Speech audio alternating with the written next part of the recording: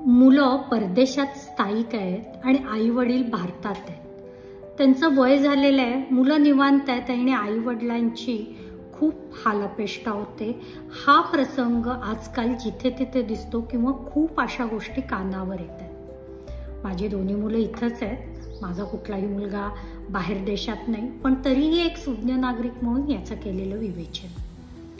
होतं कसं की ज्या वेळेला मुलं परदेशात स्थायिक व्हायचा निर्णय घेतात ना, त्यावेळेला आई वडिलांचा त्यांना फुल सपोर्ट असतो, किंबहुना आई वडील खूप अभिमानानं या गोष्टी इतरांनाही सांगत असतात. आत्ता सुद्धा आपण बघतोय की कितीतरी तरुण मुलं मुली ही परदेशात जातात आणि तिथे स्थायिक व्हावं असं त्यांच्या आई वडिलांचं पण अगदी प्रामाणिक मत असतं. पण जसा जसा काळ जातो तसे आई वडील वयस्क होऊ लागतात आणि मग परदेशातल्या मुलांना परत भारतात येणं शक्य होत नाही. मग याचा थोडा तुम्ही विचार केलात तर तुम्हाला असं जाणून घ्यावं लागेल की परदेशात जाणं, स्थिर स्थावर होणं खरंच इतकं सोपं आहे का हो? आपली माणसं नाहीत, पूर्ण वेगळी संस्कृती, पूर्ण वेगळे रूल, पडेल ते काम करायचं, प्रचंड मेहनत करायची, तिथल्या सगळ्या गोष्टींशी जुळवून घ्यायचं आणि अतिशय कष्टातून, भावनिक आणि शारीरिक चढ उतारातून जाऊन एखादी व्यक्ती तिथे स्थिर स्थावर होते. कर्ज घेऊन मुलांची शिक्षण, घर वगैरे सगळं निर्माण करते. ती केवळ नंतर भारतात येणं कसं शक्य आहे बरं? बरं, समजा एखादी व्यक्ती तरी आली तर पुढे ती एक 5 वर्ष, 6 वर्ष, समजा 10 वर्ष आई वडिलांची सेवा करेल. पुढे काय करायचं तिने?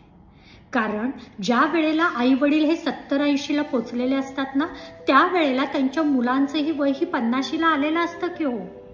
आणि ज्या वेळेला 50ला ते मुलं आलेली आहेत, त्या अर्थी त्यांची मुलं कुठेतरी आता टीनेजमध्ये नसणार का? मग मी एक पुत्र म्हणून किंवा एक मुलगा चांगला म्हणून मी सगळं सोडून आलं तर माझ्या टीनेजच्या मुलांना मी तिथे वाऱ्यावर सोडायचं? कारण परदेशात राहिलो तरी माझं मन, हृदय हे भारतीय बापाचं नाही का?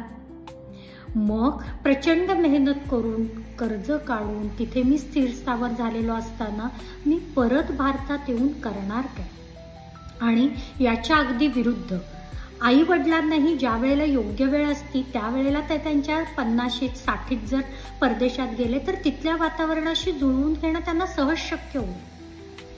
पण तेच जर 65-70व्या वर्षी तुम्ही त्यांनाही जर तिथे घेऊन जायचं म्हटलं तर एकही माणूस दिसत नाही. मी रिक्षा करून कुठे फिरून आलो, तिथे मला 4 लोक भेटली, मी माझा वेळ घालवला, असं होणं कदापि शक्य नाही.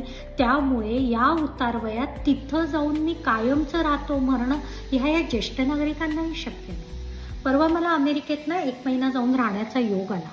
समोरच्या गॅलरीत एक आजोबा 10 ते 5 पूर्ण उभे असायचे. कदाचित त्यांचा मुलगा किंवा मुलगी आणि जावई कुणी असतील ते सगळं आवरावरी करून जायचे आणि नातवंड शाळेला गेल्यावर हे आजोबा अतिशय शांतपणे बाल्कनीत तासनतास उभे असायचे. मला खूप वाईट वाटलं की म्हटलं ठीक आहे, पण या आजोबांना ना स्वतः कुठे जाता येतं आणि असे हे किती दिवस तिथे काढू शकतील? त्यामुळे परिस्थिती थोडी कठीण आहे, पण केवळ परदेशातली मुलं मजा करतात या दृष्टीने त्यांच्याकडून बघणं खरंच योग्य नाहीये. आपण चर्चा केली पाहिजे, बघितलं पाहिजे. आई वडिलांची परिस्थिती ही बिकट असेलही कदाचित. लाखो रुपये खर्च करून दर 6 महिन्याला 3 महिन्याला येणारी मुलं मुली मी पाहिली आहेत, पण ती तिथं मजा करतात हा मात्र खूप त्यांच्यावर अन्याय होतोय. ही मानसिकता सगळ्यांनी बदलली पाहिजे. पुढे होऊन या विषयावर चर्चा झाल्या पाहिजे. आणि हो, जे काही प्रत्येकानं शक्य होतंय ना ते आपलं म्हणणं इथं मांडलं पाहिजे असं मला वाटतंय. परत मी सांगते, मी कुणाची वकील नाही, मी जजही नाही. खूपदा अशा केसेस माझ्या कानावर आल्या.